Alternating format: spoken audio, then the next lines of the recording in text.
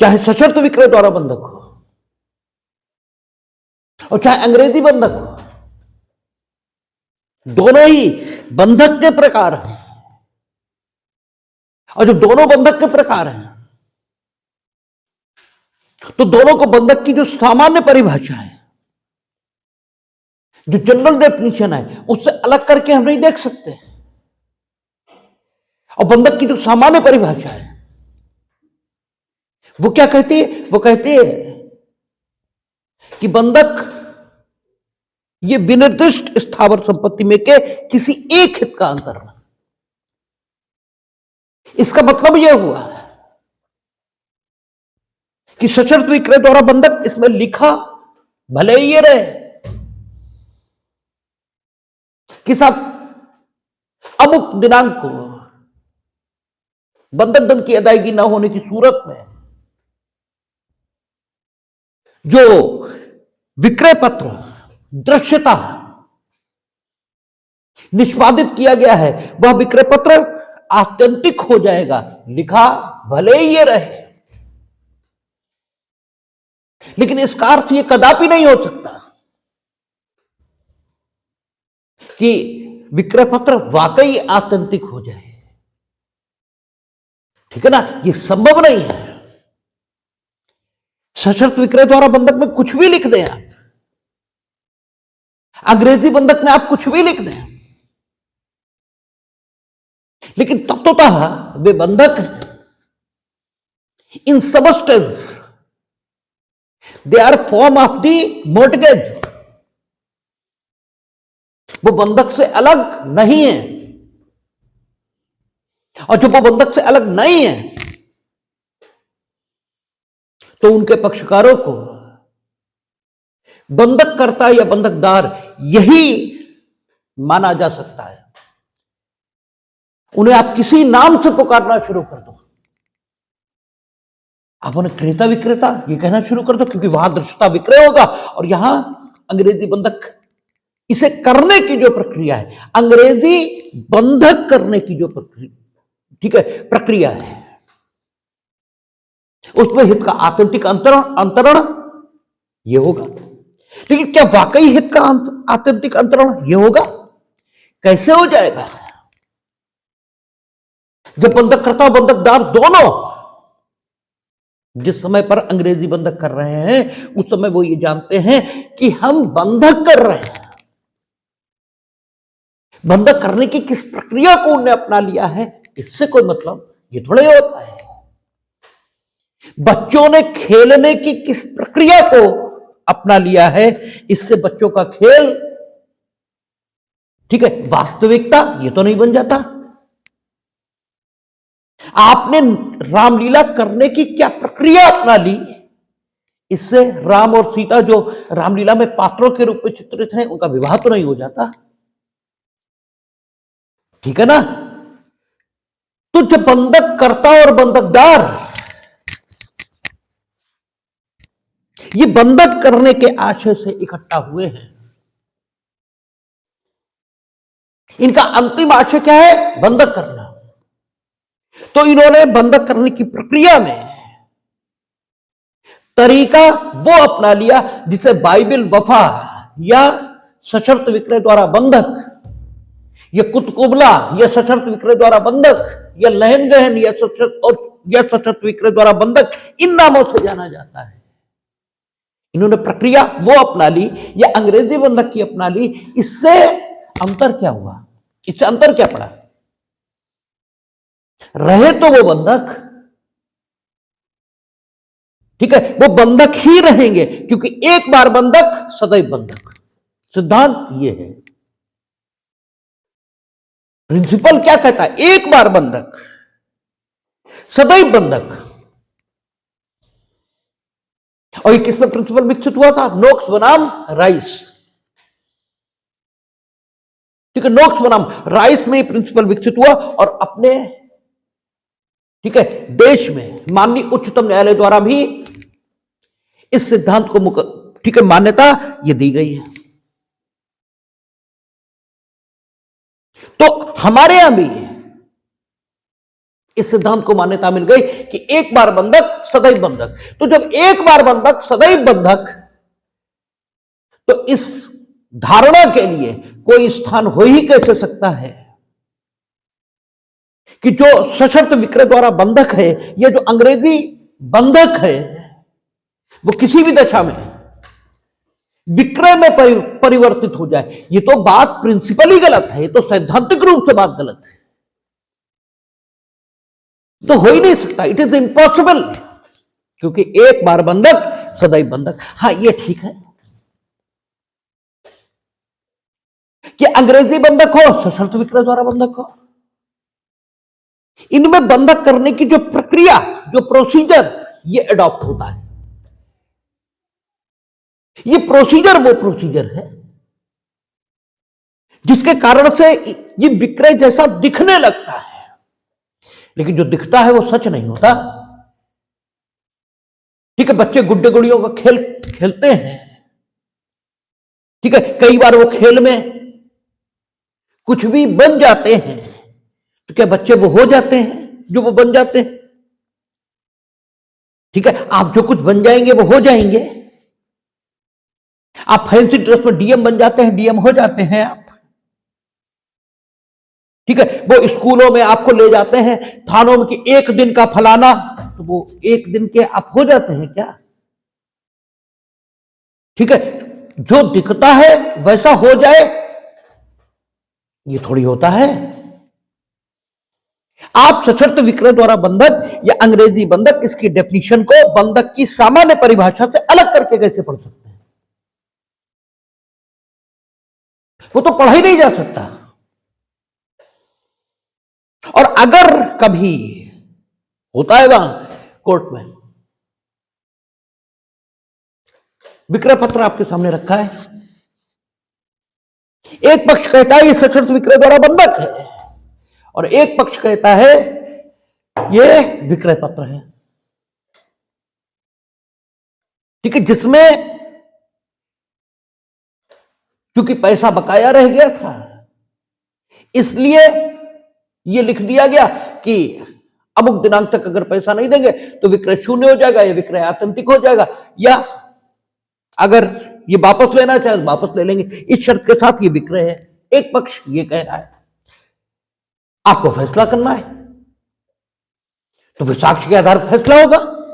पहले तो विक्रय पत्र को ही पढ़िए, देखिए विक्रय पत्र में जो कुछ लिखा है वो किस ओर इशारा कर रहा है, किस ओर इशारा कर रहा है। क्योंकि अगर विक्रय पत्र होता तो सामान्य बुद्धि ये कहती है कि कब्जा ट्रांसफर हो गया होता, सामान्य बुद्धि ये कहती है। अंग्रेजी बंधक में यद्यपि कब्जा ट्रांसफर होता है, ठीक है, सशर्त विक्रय द्वारा बंधक में कब्जा ट्रांसफर नहीं होता। ठीक है, लेकिन विक्रय में भी कब्जे का ट्रांसफर होना जरूरी नहीं है भाई। विक्रय में कब्जे का, हम अमेरिका रहते हैं, हमने आके मकान खरीद लिया, रहे तुम ही रहे, हमने कहा ठीक है रहते रहो, बाद में ऐसा होता है।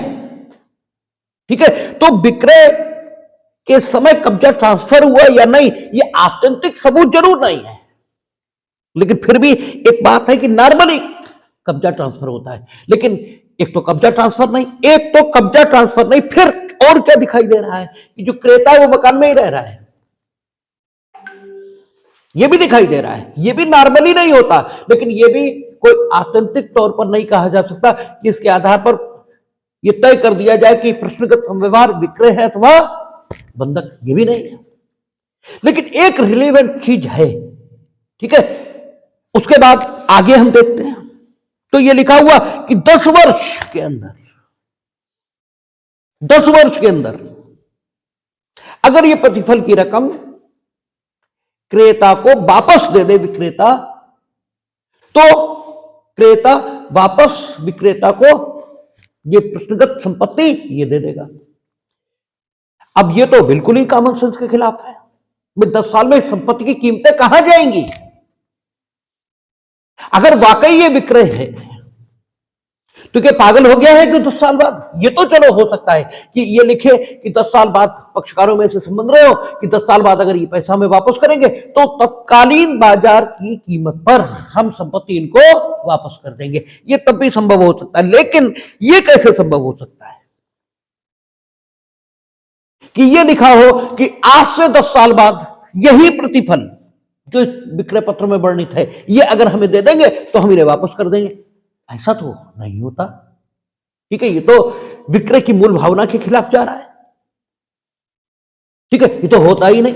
फिर अब अगर हम ये माने कि इन सब बातों के आधार पर हम इस निष्कर्ष पर पहुंच जाए कि ये सशर्त विक्रय द्वारा बंधक है, तो फिर ब्याज की अदायगी कैसे हो रही थी? चलो, प्रतिफल तो जो इन्होंने दिया वो इन्हें वापस आ रहा है, ठीक है ना, लेकिन ब्याज कैसे मिल रहा है भाई? अगर सशर्त विक्रय द्वारा बंधक है ये भाई, चलो अब विक्रय तो नहीं दिखाई देता इन फैक्टर्स के कारण, ठीक है ना, लेकिन अब ऐसे है जो कि हम ये मान लें सशर्त विक्रय द्वारा बंधक है, तो फिर हमें इस बात का भी जवाब देना पड़ेगा कि भाई फिर ब्याज कहां गया? क्योंकि बंधकदार बेवकूफ तो है नहीं जो बिना ब्याज के उसने दे दिया होगा। ठीक है, पर मूलधन, चलो जो प्रतिफल वर्णित है वो मूलधन होगा, ठीक है, उस मूलधन की वापसी ये करेगा, वापस हो जाएगा, लेकिन ब्याज कहां गया? तो मानिए ये लिखा है कि क्रेता ये अनुमति देता है कि विक्रेता विक्रीत मकान में ही रहता रहेगा और प्रति माह किराया देगा, तो ये किराए की सूरत में जो कुछ दिया जा रहा है ये ब्याज हो सकता है। ठीक है, ब्याज की दर कम हो सकती है, ब्याज की दर ज्यादा हो सकती है। तो अगर ऐसा कुछ लिखा हुआ है और एक पक्ष कहता है ये सशर्त विक्रय द्वारा बंधक है, एक पक्ष कहता है ये विक्रय है, तो फिर इसे सशर्त विक्रय द्वारा बंधक भी माना जा सकता है। और अगर ये सशर्त विक्रय द्वारा बंधक मान लिया गया फिर तो बंधक है, फिर तो बंधक है, और बंधक है तो मोचन का अधिकार है। अब मोचन का अधिकार है तो ये वापस लेगा संपत्ति, ठीक है, और अगर ये विक्रय है तो संपत्ति उसे मिलेगी। ठीक है, ये आपसे मेंस में पीसीएस जे के नहीं, जेएस में खूब पूछा जाता है, खूब ये जेएस में इस पर प्रॉब्लम आती है कि प्लीज एडजुडिकेट,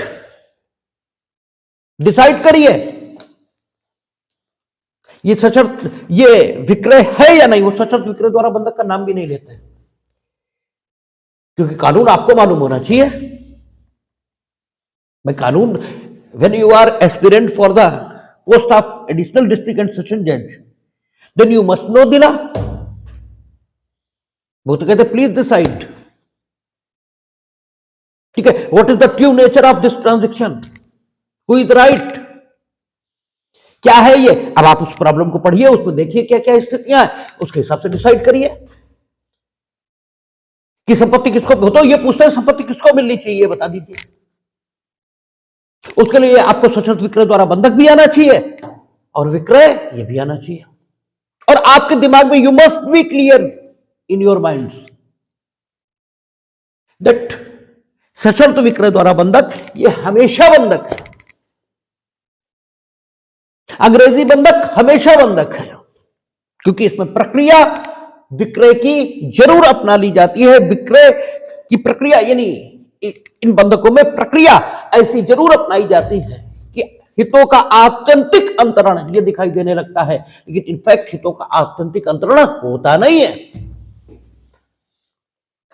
क्योंकि हितों का आत्यंतिक अंतरण हो ही नहीं सकता। ठीक है, हितों का आत्यंतिक अंतरण नहीं हो सकता। क्यों नहीं हो सकता? Because they are examples of the mortgage. ये मोर्टगेज है, बस ये प्रक्रिया अपना ली, ऐसा दिखने लगा। और सशर्त विक्रय द्वारा बंधक में तो लिखता है कि दृश्यता विक्रय किया जाता है। अंग्रेजी बंधक में तो ये शब्द भी नहीं है, वहां लिखा है कि आत्यंतिक हित का अंतरण किया जाता है। लेकिन फिर भी आखिर आप दोनों को पढ़ेंगे तो बंधक की जनरल डेफिनेशन उसी के अधीन, और बंधक की जनरल डेफिनेशन कह रही है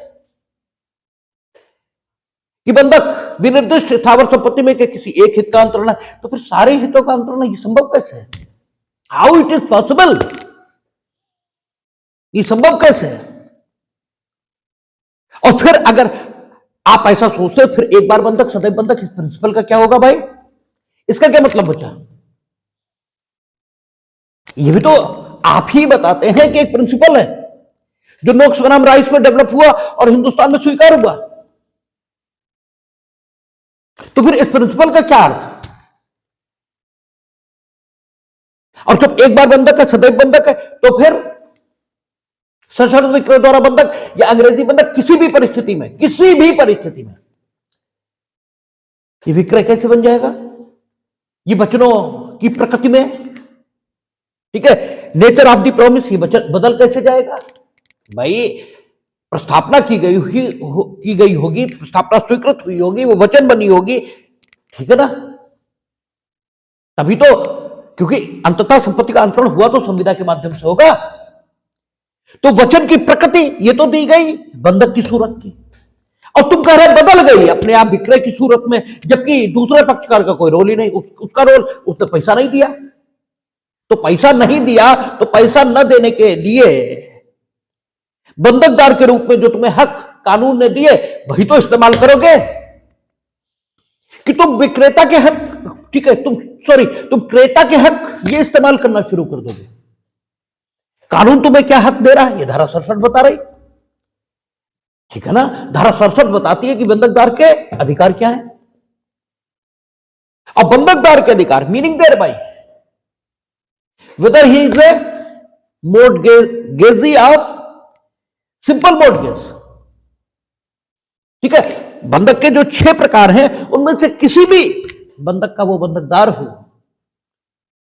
एक्सेप्ट विलक्षण बंधक, क्योंकि विलक्षण बंधक के बंधकदार के अधिकार क्या है ये सेक्शन 98 बताता है। वो सेक्शन 67 में, धारा 67 में नहीं लिखे, ठीक है? लेकिन सेक्शन 67 बाकी शेष सभी बंधकदारों के अधिकारों का वर्णन करता है, ठीक है? तो वहां सशर्त विक्रय द्वारा बंधक, इसका बंधकदार और अंग्रेजी बंधक का बंधकदार क्या उपचार प्राप्त करेगा ये धारा 67 में लिखा है। तो तुम भले ही व्यतिक्रम हुआ है, भले ही डिफॉल्ट हुआ है, किसमें? बंधक धन की अदायगी में,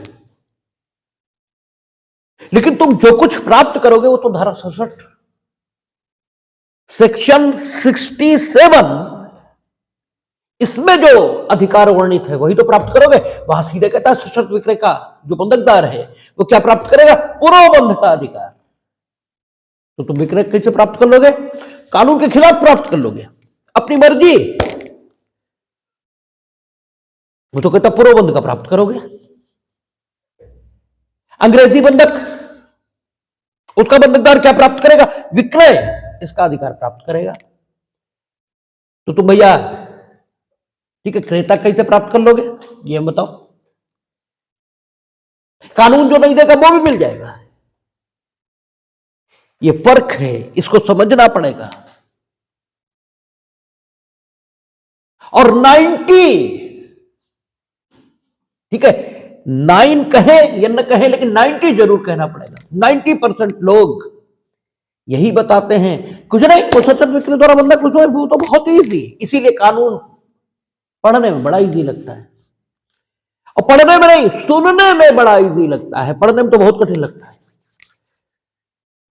ठीक है, सुनने में बहुत इजी लगता है, उसमें क्या है? सशर्त विक्रय द्वारा बंधक में अगर उसने पैसा नहीं दिया विक्रय ऑथेंटिक हो जाएगा, लिखा तो है उसमें ही लिखा है, बहुत अच्छे। तो जो लिखा होगा वो सब सही हो जाएगा, और जो बंधक की जनरल डेफिनेशन में लिखा है वो गलत हो गया। एक बार बंधक सदैव बंधक की प्रिंसिपल ही घुस गया, इसका कोई मतलब ही नहीं बचा आपकी नजर में। और अपने दिलों पर हाथ रखिएगा और जरा सोचिएगा कि इससे पहले आप क्या सोचते थे सशर्त विक्रय द्वारा बंधक और अंग्रेजी बंधक के बारे में।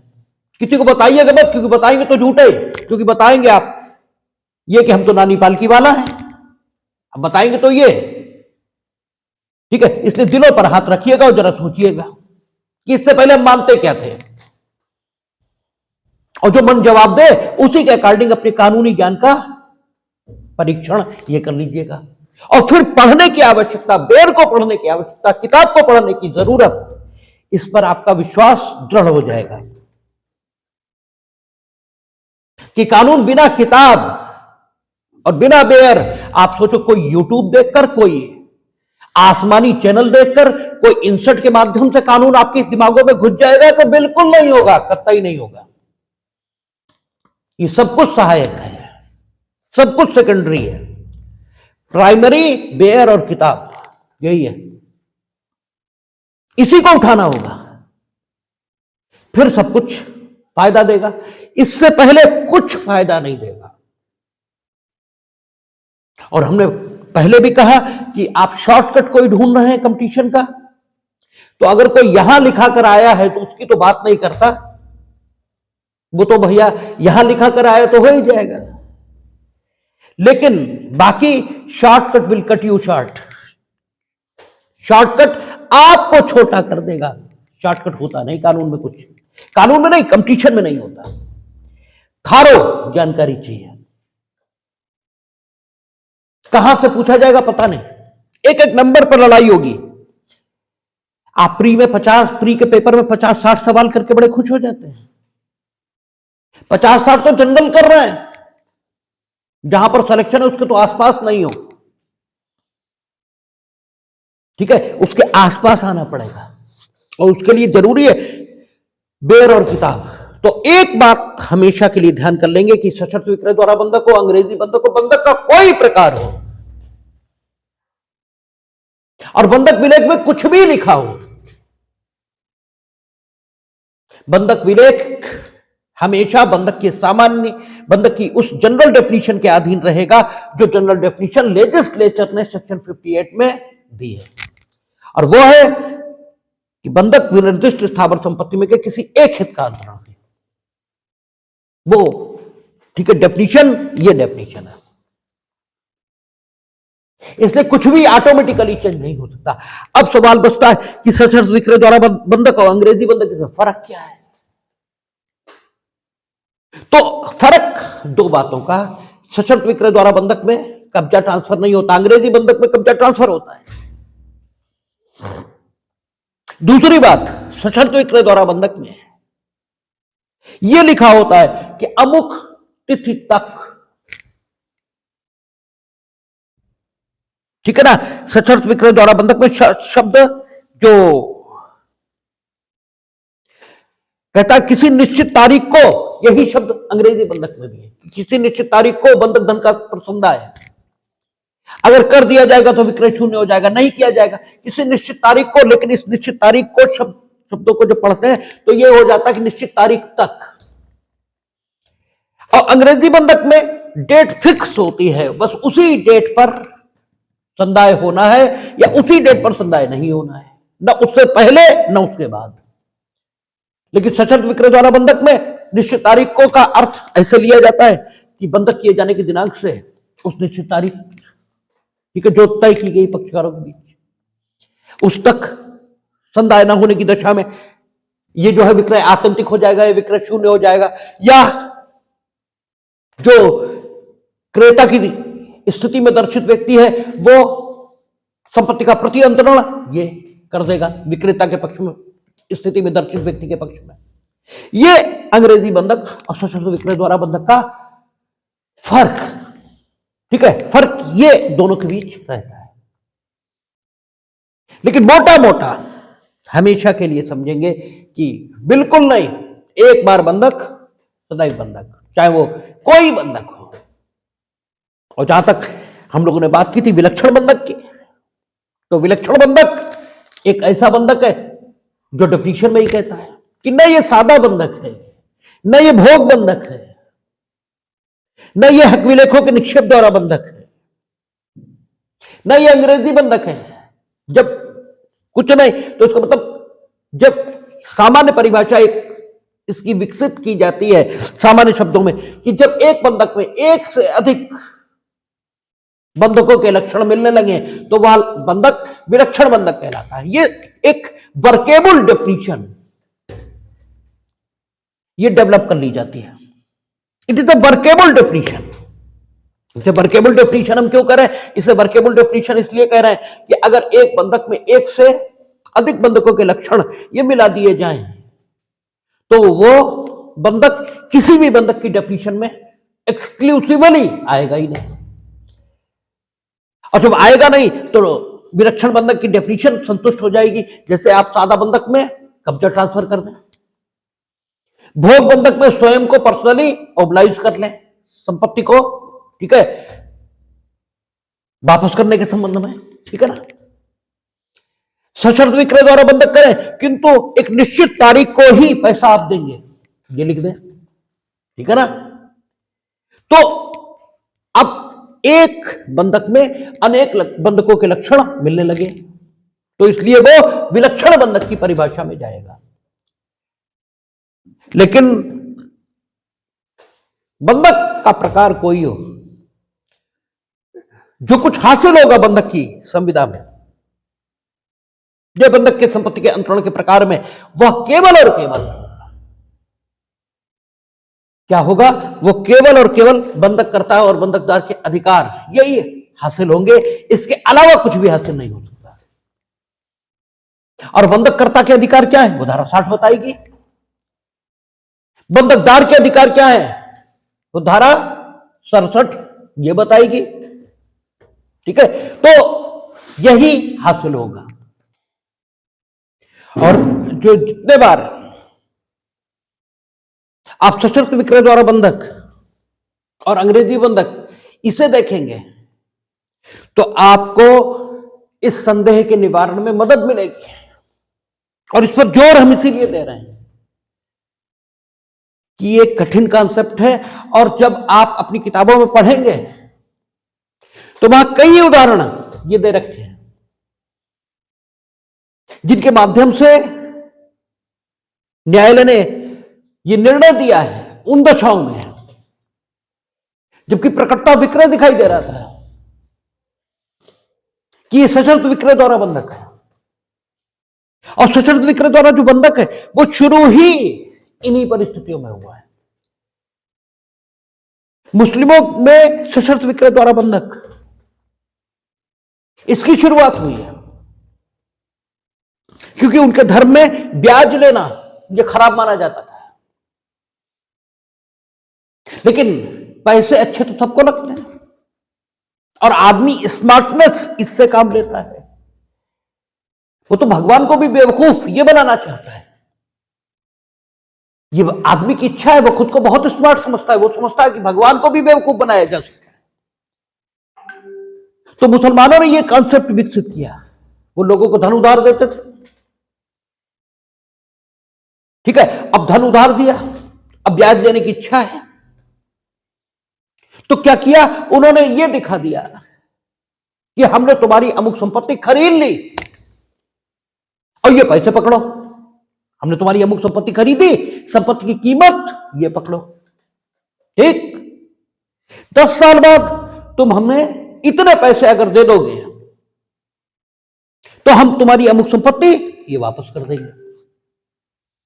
या 10 साल बाद तुम आना और हमसे संपत्ति वापस खरीद लेना। जब संपत्ति वापस खरीदने आया तो उतने दिनों का जो ब्याज बना उसे जोड़ लिया प्रतिफल में और ले लिया और संपत्ति उसकी वापस कर दी। मंशा तो संपत्ति लेने की थी ही नहीं, संपत्ति खरीदने की मंशा के साथ उसके साथ व्यवहार ये थोड़ी शुरू किया था। ये संपत्ति का खरीदना बिकना ये तो दृश्यता हो रहा था। वास्तव में इस संपत्ति का जो अंतरण दिखाया गया था वो काहे के लिए था? लोन का रीपेमेंट वापस करने के लिए। तत्वतः बात यह थी। इन सबस्टेंस क्या था? संपत्ति को खरीदने की इच्छा नहीं थी, क्योंकि संपत्ति को खरीदने की इच्छा रही होती तो अब तो मेरी मर्जी है, चलो कोई संपत्ति खरीदने की मेरी इच्छा नहीं थी फिर भी हमने खरीद ली। लेकिन 10 साल में तो या 5 साल में तो या 7 साल में तो उससे मोह हो जाता है। आपका अपना घर हो, हमने वो लोग देखे जिनके घर बिक गए वो मर गए, ठीक है। अच्छा नहीं लगता है कि जिस घर में हम पले बड़े हुए आज हम उस घर में घुस भी नहीं सकते, ठीक है। संपत्ति उससे लगाव बिल्कुल ना हो। लेकिन जब आप खरीद लेते हैं तो एक लगाव विकसित हो जाता है। ये वापस क्यों हो गया? इसका मतलब ये खरीदने के लिए खरीदी गई नहीं थी। इस बंधक का विकास इस ढंग से हुआ है, इसलिए इसमें दृश्यता विक्रय ये दिखाई देता है।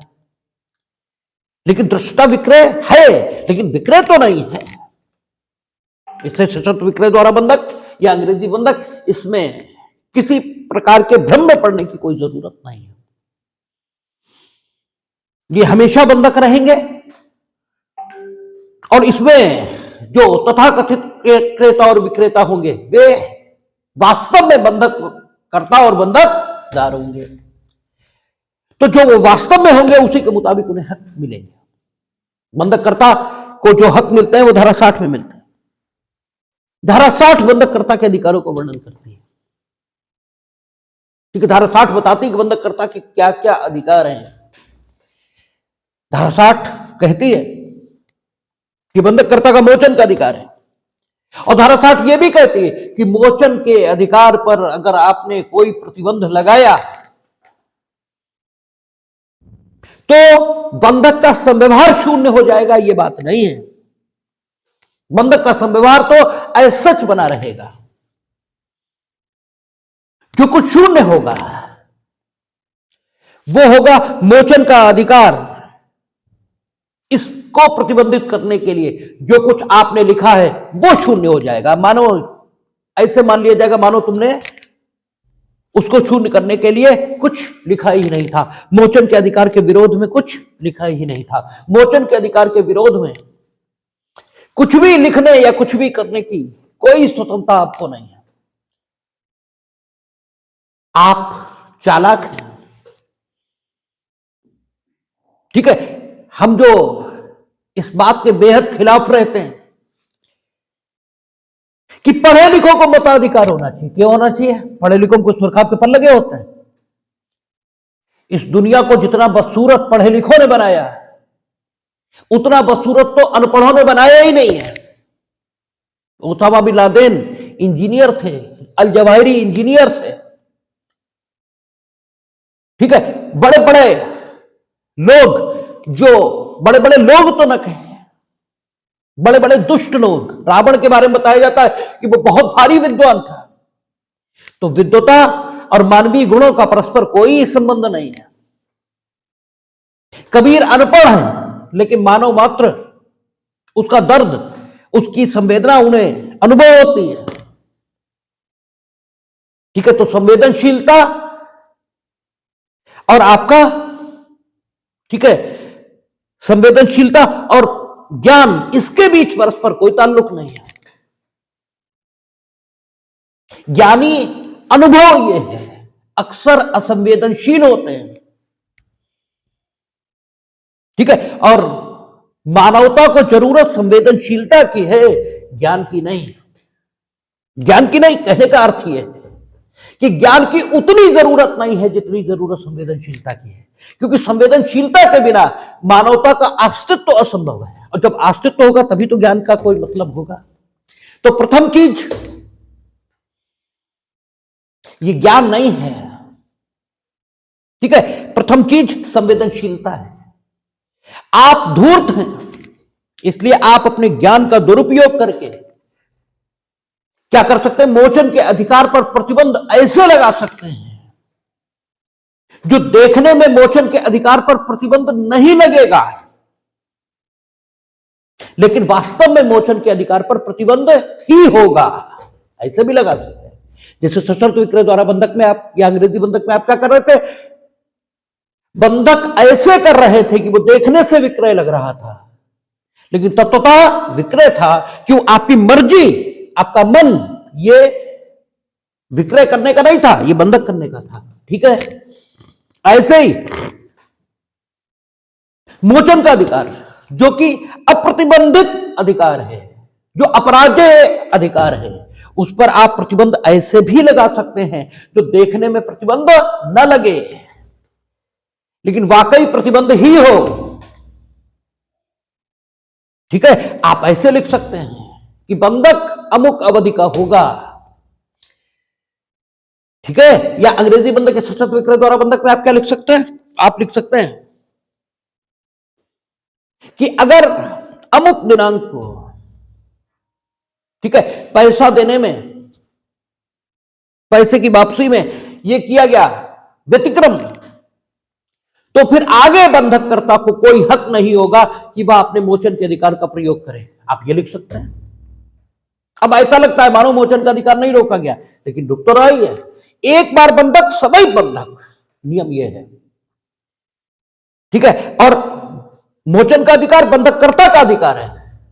तो अगर हमने एक बार पैसा नहीं भी दिया आपका तय किए दिनांक पर, तो फिर रहा तो फिर भी ये बंधक, रहा तो फिर भी ये बंधक, और जब ये बंधक ही रहा तो फिर मोचन का अधिकार रहा हमेशा। आप इस मोचन के अधिकार को रोक ही कैसे सकते हैं? आप किसी भी प्रकार के शब्दों का उपयोग करके, किसी भी प्रकार के उपयोग, जैसे आप ये लिख दो कि ठीक है, अगर अमुक दिनांक को ये पैसे मेरे नहीं देंगे, ठीक है, यानी बंधक धन की अदायगी नहीं करेंगे, तो ये मोचन के अधिकार का प्रयोग कर सकते हैं, कोई दिक्कत नहीं, ये चाहे ठड़वा लें। लेकिन छूटने के बाद भी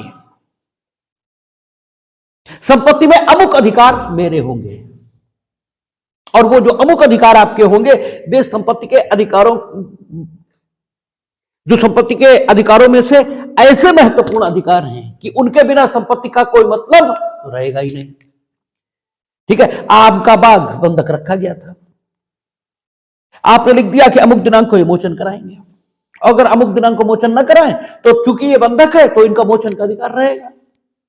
लेकिन फिर 50 साल तक फसल हम लेंगे, तो ये कौन सा भाई मोचन हुआ? ये कौन सा मोचन हुआ? तो आम के बागों की रखो, फिर तो पेड़ गिनेंगे ये बैठ के, फसल तो तुम ले जाओगे 50 साल तक। ठीक है, तो ये कौन सा? ये मोचन के अधिकार पर अप्रत्यक्ष प्रतिबंध है, और यह आप अपनी स्मार्टनेस से लगा सकते हैं। तो मोचन के अधिकार पर कोई प्रतिबंध, किसी प्रकार का प्रतिबंध ये नहीं हो सकता। ये भी धारा 60 कहती है। धारा 60 क्या क्या कहती है और बंधककर्ता के अधिकार क्या है? ठीक है, और बंधककर्ता को जो अधिकार धारा 60 ने दिए और बंधककर्ता को जो सुविधाएं धारा 60, हमने अलग बात कही है, हमने कहा कि बंधककर्ता को जो अधिकार धारा 60 ने दिए, बंधककर्ता को जो सुविधाएं धारा 60 का और धारा 60 का और 61 के द्वारा दी गई हैं, उनकी चर्चा हम लोग अगली क्लास में करेंगे। देखिए।